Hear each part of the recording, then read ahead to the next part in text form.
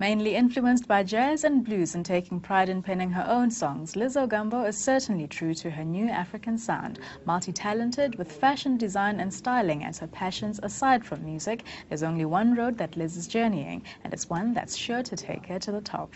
Liz, hi and welcome to AfroShowbiz News and South Africa. Yeah. Sure. Now, being a Kenyan native, tell us how you came to land on South Africa's shores. I'm in South Africa because I actually came to, I have a concept, the Southeast Soul concept. Sure. And the Southeast Soul basically is where the East meets the South. It's a concept I own, I present, and I intend to preserve as well.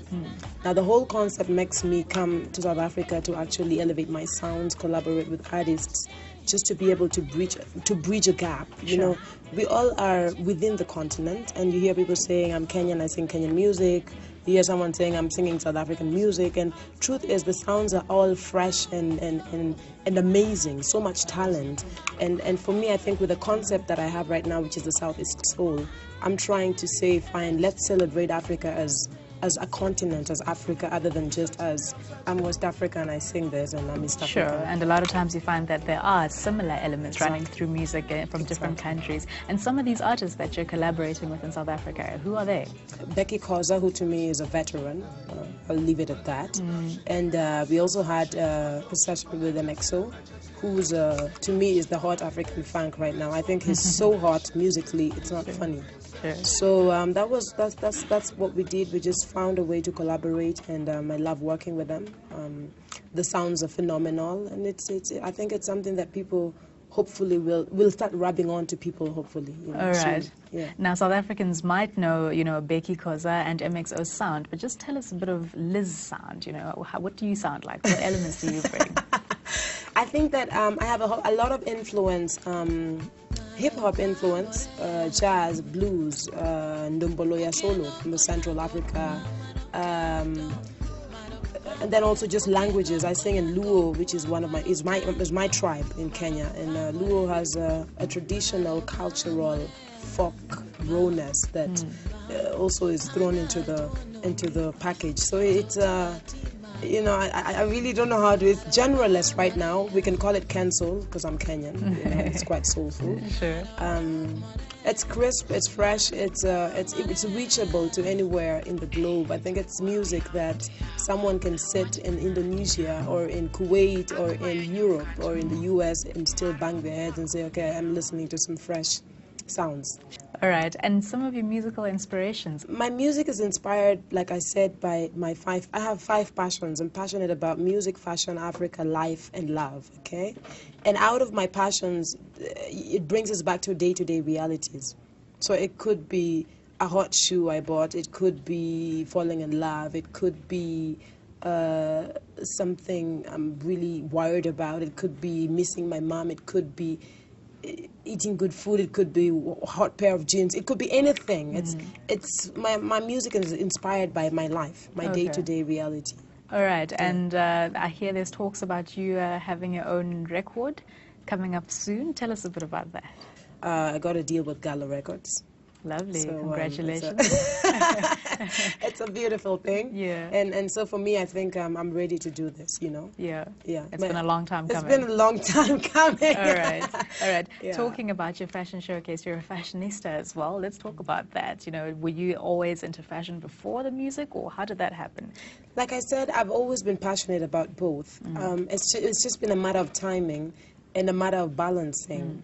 I run my own businesses, and therefore, if I decide, like with fashion, it's what I really picked up. And I used to model years ago, and then from that you start styling, and then suddenly I was like, you know what, I'm really, really feeling this design thing. I started recreating my own wardrobe, and then suddenly I just got into it. So what happened is I would still perform, have like a couple of nights and do some jazz nights in Nairobi in different places and do a couple of simple shows, but it wasn't really consistent. Sure. Because of the fact that music is very demanding just as much as fashion. Therefore, getting a balance has been such a challenge for me, I can imagine. All right, and tell us about that fashion showcase. What will you be showcasing? What are the things that are in your range, the colors, the themes?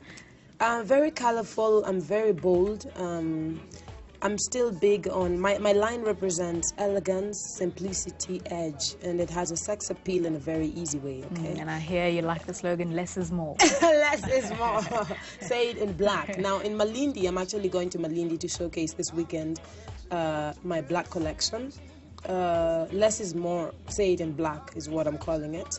It's just, for me, I think also it's been a couple of things I'm scared of. Like, I'm serious, I am very scared of black and black clothes. Wow. I don't own, I've just now started wearing black because I always thought that I don't know, like I really don't know. I know that there's people who don't wear black, but they have their own reservations towards it, and I feel the same way. But I'm trying to also kill or break the barrier so that everything that I'm scared of, I can actually convince others and say, look, you can wear it. It can be black, but you can still style it up, and it can be nice, and it won't look like you're mourning or like you're.